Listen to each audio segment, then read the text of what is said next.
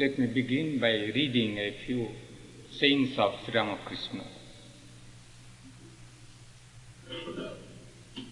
Is there really any efficacy in prayers? Answer: yes. When mind and speech unite in earnestly asking for a thing, that prayer is answered.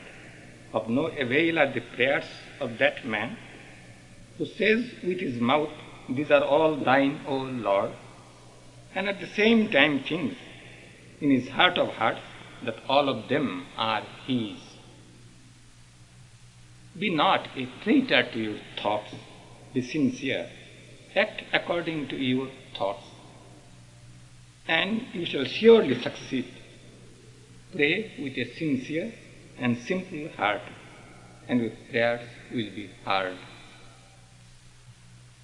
What you think, that you should speak. Let there be harmony between your thoughts and words.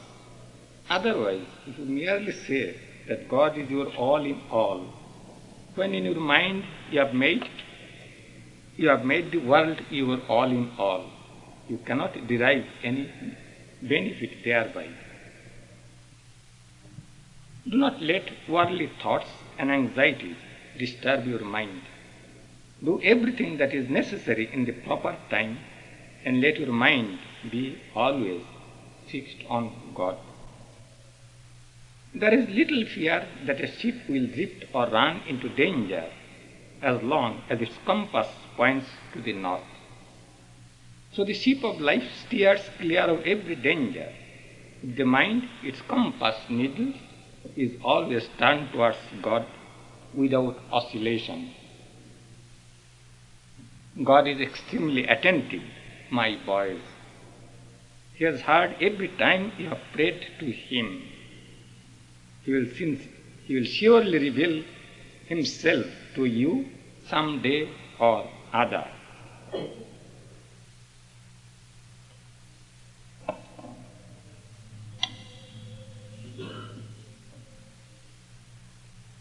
The subject of our talk is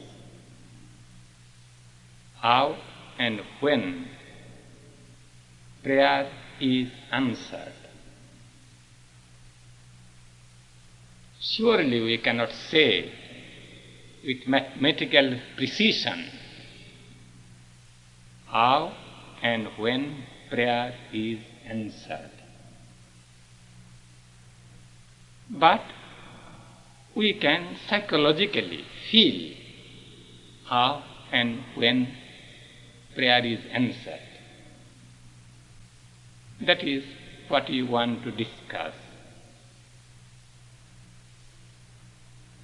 Many persons do not like to pray, do not like to pray to God. For the first reason, God is not to them a living reality. What is the guarantee that prayer will be answered? Unless you feel that God is a living reality, you cannot pray. You cannot pray to the winds. You cannot pray to an invisible being. They are quite honest in these things. They are right too. And can you prove that prayer is answered? They will say. Unless you can prove it surely, with certainty, what's the use of prayer? In the ordinary world we find, we exert for a thing and success comes. Sometimes though failure comes, we are not sure. But when we find many persons succeed, at least some succeed, and it is due to their exertion and self-effort. And we find several persons at least succeed. There is hope for us. If we exert, if we take care of the things which are needed for success, we shall succeed. There is hope for us. Can we, with that precision, with that certainty say that prayer is answered? We cannot explain this to ordinary persons, nor can one say directly that way. Ordinary persons cannot say. In times of difficulties, we pray. We are forced to pray. Who knows, that might be due to our weaknesses. The mind has become weak at that time, not being able to stand this pressure of circumstances. These are the arguments that are given by those who do not believe in religion, who do not believe in God. It is quite logical. If one does not believe in God, how can one pray to God? Nor are they entitled to say either way, prayer is answered or prayer is not answered. Because they do not believe in God, so they cannot say prayer is not answered. Fundamentally, they do not believe in God. Either way, they cannot say. They are not entitled to say prayer is answered or prayer is not answered. Though they argue always against prayer, but in either way they are not the persons who are entitled to speak, because they do not believe in God. Those who do not believe in God, how can they say prayer is answered or prayer is not answered? For that, we should go to persons who not only believed in God, but who were men of God, with whom God was not only a living reality, but a living presence, who saw God face to face. Fortunately for the world, there were persons in all religions who had direct experience of God, and their life was built up in many cases by prayer. And these are the persons who invariably said, surely one's prayer is answered.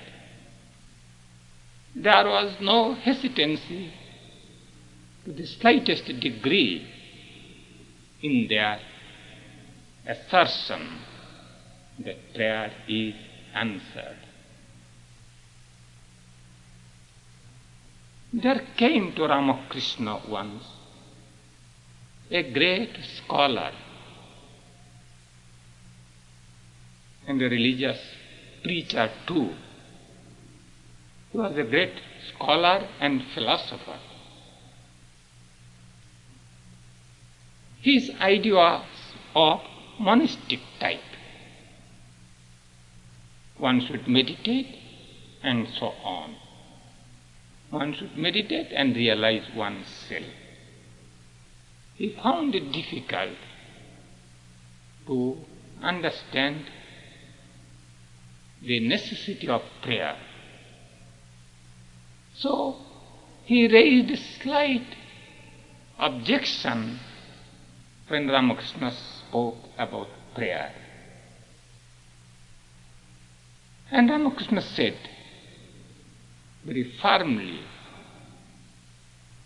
do you mean to say that all those saints who said prayers are answered were wrong, at once the scholar began to feel shaky. You see, when you come face to face with truth, all your doubts vanish. And the scholar at once said, I did not realize these things that way. We vaguely talk things. And when Ramakrishna said, do you mean to say they were all wrong? Then the professor became changed altogether. And Ramakrishna said, God is like a wish-fulfilling tree. Wish-fulfilling tree is a mythical tree. It is a tree about which mention is made in Hindu mythology. If you sit under that wish-fulfilling tree, and whatever you pray for, the prayer will be answered. And Ramakrishna said, God is something like a wish-fulfilling tree. Whatever you pray to Him will be answered. And he was so sure about it. There was no slightest hesitation. Now we cannot deny these things.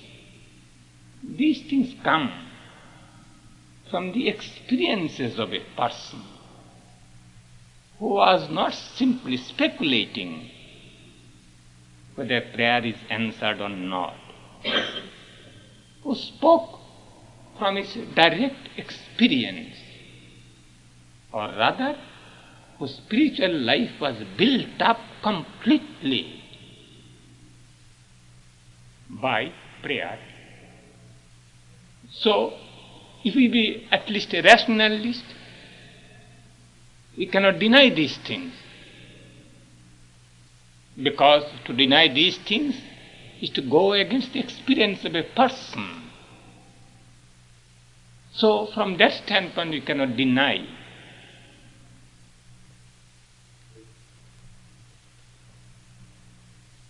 These are the things with reference to spiritual life, let us say. What about persons who have not so much spiritual yearning, who grow up in darkness, struggle in life against difficulties, against unfavorable circumstances? We find amongst them also there are persons who took to prayer and at least they got help and strength. Even if prayer was not directly answered, they got some result. There are plenty of such cases. Say, in America, Abraham Lincoln, there have been many occasions, you would say. In the committee meeting, he could not find any decision. The problem was too much for them. And he'd go to his private chamber, kneel down and pray. At least he got some result. At least he got some glimpse of guidance. And he himself said, there have been many occasions in my life when I found my wisdom and that of my colleagues were not sufficient for the problem with which we were faced. And prayer was the only needful thing for me. He speaks from his own experiences. There are several other persons. Mahatma Gandhi would do that. Mahatma Gandhi in times of difficulty not only in times of difficulty, regularly would pray. He would say so frankly, by nature I am coward and timid, but circumstances have not found me wanting. He was the person who stood against British imperialism, but he says, by nature I am coward and timid. And he says, circumstances did not find me wanting.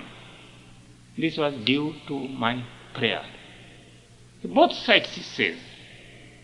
He was diffident of his own strength, but he was confident of the strength of prayer. So in times of difficulty, he would take to prayer. Surely he got some answer. If not answer, got some guidance. If not guidance, got some strength. What about ordinary prayer? Sometimes we pray in times of disease, in times of other difficulties, when there is drought, when there is famine, when rain does not come. Yes, even in the present age, even in the present decade, many sensible persons have done that.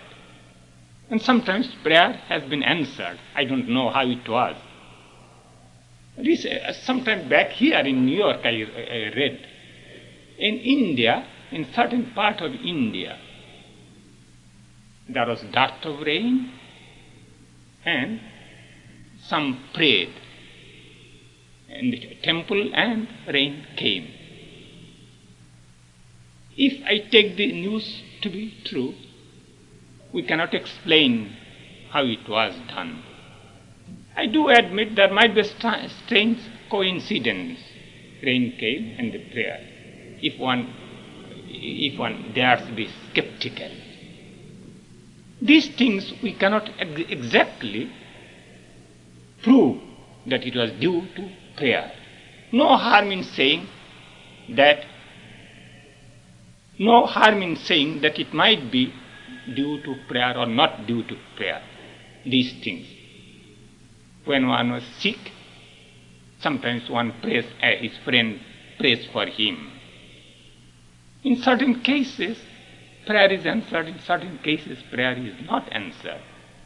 We cannot exactly prove that it was due to prayer. But we know some persons take to prayer, at least it is the release of one's tension of mind. The burden which you cannot bear alone, when you pray, burden becomes less and less. At least this much is true if we can pray. If we cannot pray from that standpoint, we are unfortunate. We pray when we find by our own strength we cannot cope with the situation. And if by prayer we can release the tension because we come into contact with a higher power, so much we are better. Those persons who can pray are better because they have not to bear the tension. They find they can share their burden with some mighty power. Of course, these things come from certain degrees of faith in God. But how prayer is answered really? If we think in terms of impersonal God, the solution is easy. If we think in terms of impersonal God, there is one thought pervading the whole universe. We are part and parcel of that one indivisible thought. And as such, if we can think deeply enough, and sincerely enough, the prayer is answered. There is disturbance or there in that one mass of thought. If we can penetrate deep, we can come into contact with that thought, and therefore the prayer is answered. As Ramakrishna used to say, there must be harmony between your thoughts and your words. That means you pray so earnestly and so intensely that you come into that layer of thought where there is only one thought, one infinite mass of thought. You reach that one infinite mass of thought, which is the substratum of the universe, by being sincere and earnest. And so the prayer is answered. But ordinary persons, believing in a personal God, pray. They follow the technique, but they may not know the psychology of how prayer is answered. From that standpoint, every prayer is answered, because there is one infinite mass of thought. God is impersonal and you are part of that thought. Whatever you think, it is the thought of God, and you cannot go against the thought of God. You are part and parcel of that infinite thought, but you do not know it. Usually we live a double life. Double life in the sense there is one infinite thought, but over that we have our ego, we live another kind of thought. So when we become sincere, we reach that strata, this state of impersonal existence, and so all our prayers are answered. Of course, that prayer should be earnest and sincere enough, not ordinary prayer. Even in life we find, if a person usually thinks deeply enough, he succeeds. If one intensely longs for a thing, it comes. It might take time, but it comes. Usually we find it comes. It comes that way. The question is whether we should pray for any particular thing. The Gita says there are 4 kinds of persons who pray. Those who are in affliction, those who have a philosophical bent of mind, those who want material prosperity, and those who have known God. These are the 4 types of persons who pray. It is all right to pray for spiritual things, but should you pray for ordinary worldly things? Sometimes there is danger if you pray for worldly things, because we do not know what is good for us really. We do not know. Suppose we pray for a thing and that is not good for us. We are losers. In Greek tragedy, it was said that God fulfills the prayer of a person whom he wants to punish, because we do not know what is good for us. If we pray and if your prayer is answered, then you might be in greater difficulty. But from another standpoint, it has its utility. If you have not risen to a spiritual height, you belong to this state. You want this and that. Even for ordinary things, if you pray to God, at least you establish a connection with God. So, from the standpoint of religion, from the standpoint of psychology, it has its utility, if not from the standpoint of success. You establish your connection with God. And when the connection becomes deeper and deeper, then you will give up all these things. Praying for worldly things, praying for personal advantages and so on, you will give them up.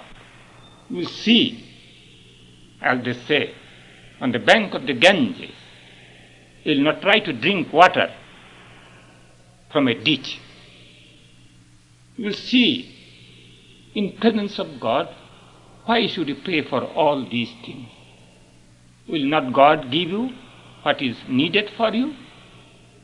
Or if you believe in God, whatever God has, do they not belong to you? Is it not your inheritance? You will not care for all ordinary things.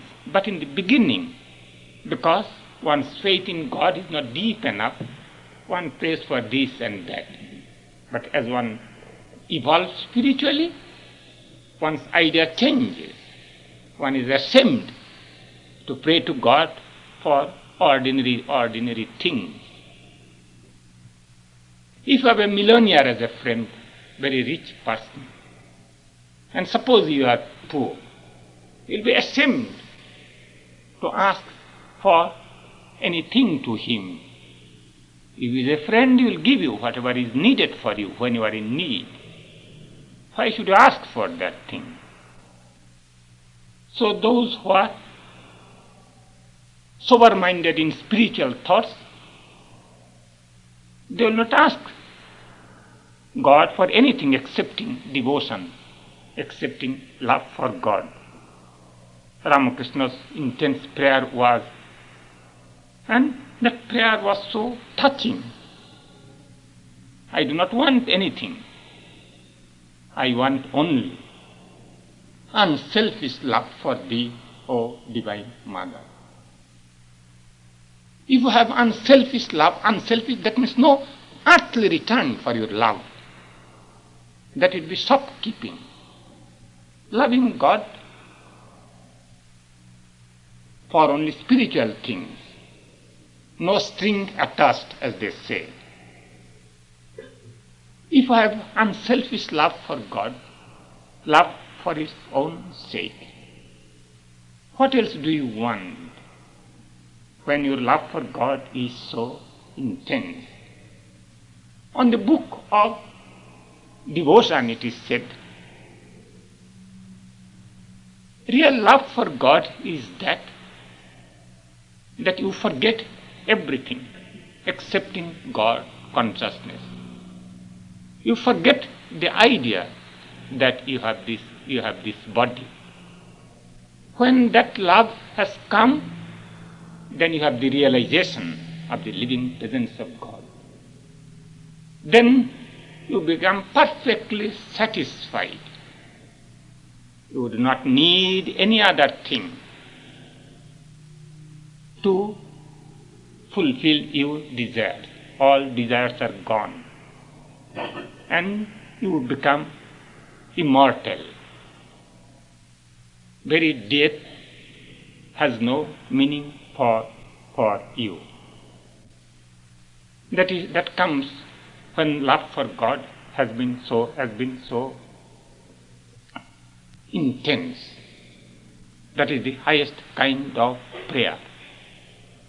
Some persons do not like to pray, even though they are highly spiritual.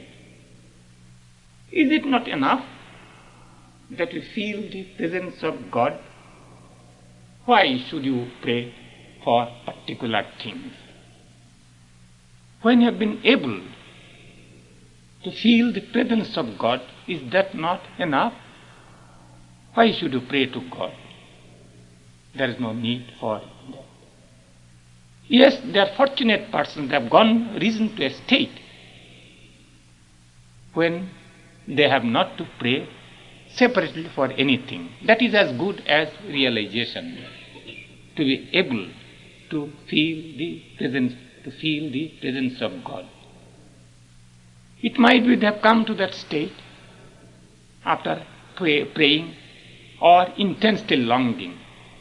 Prayer is intense longing, not that necessarily you have to say in words, give me this or give me devotion. If we silently long for a thing, that is as good as prayer. So those saints, for a long time, intensely longing for the presence of God, came to a state when they felt the presence of God with so much vividness, they did not feel the necessity of praying to God even for devotion. It was enough for them when they feel the presence of God. So we find in spiritual life, prayer has the greatest amount of utility. In ordinary things, we cannot always prove that prayer was answered. To be very skeptical, in certain cases there might be strange coincidence too. But even then it has its utility, because we establish a contact with God. Even if a person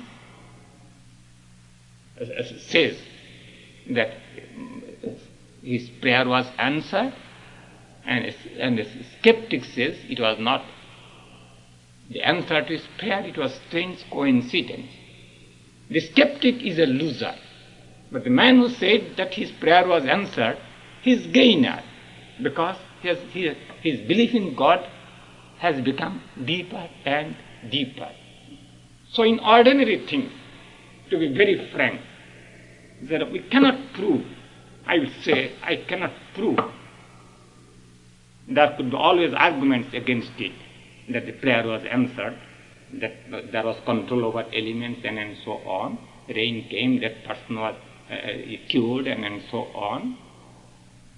We cannot exactly prove. But there is the utility that spiritual intensity has become greater and greater. But prayer has its utility. It leads us closer and closer to God. Our spiritual life is built up on a stronger and stronger foundation. Usually one prays the lowest form of prayer when one is in difficulty. But if you want to have the maximum amount of benefit from prayer, it should be done deliberately, regularly, not in times of difficulty, in times of prosperity too.